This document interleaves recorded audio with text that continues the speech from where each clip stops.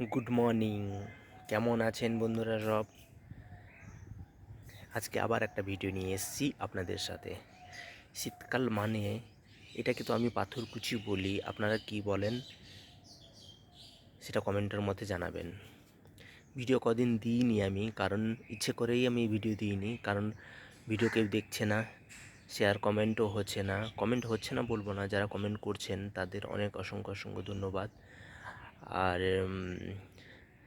Subscribe তো করছেন না, শেয়ারও করছেন না, লাইক আসছে না, তো শুধু আমি আর ভিডিও দেবো কেন?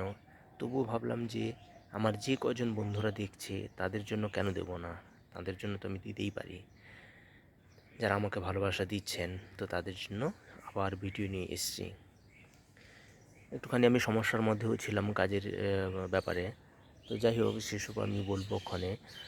এখন এই ফুলটাকে আপনারা কি নামে ডাকেন, কি নামে চেনেন আমাকে বলবেন। খুব সুন্দর, আমার তো অপূর্ব লাগে। দেখুন,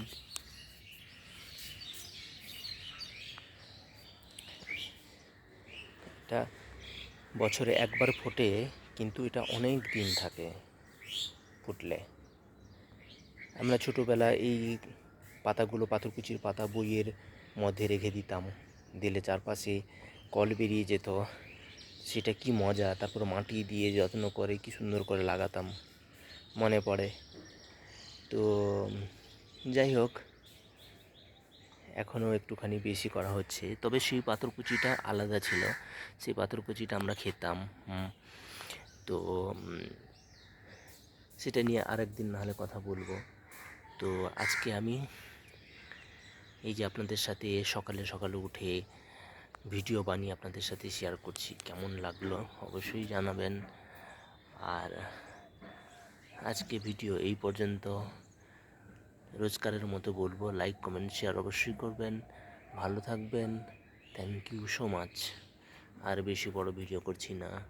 বাই, টাটা।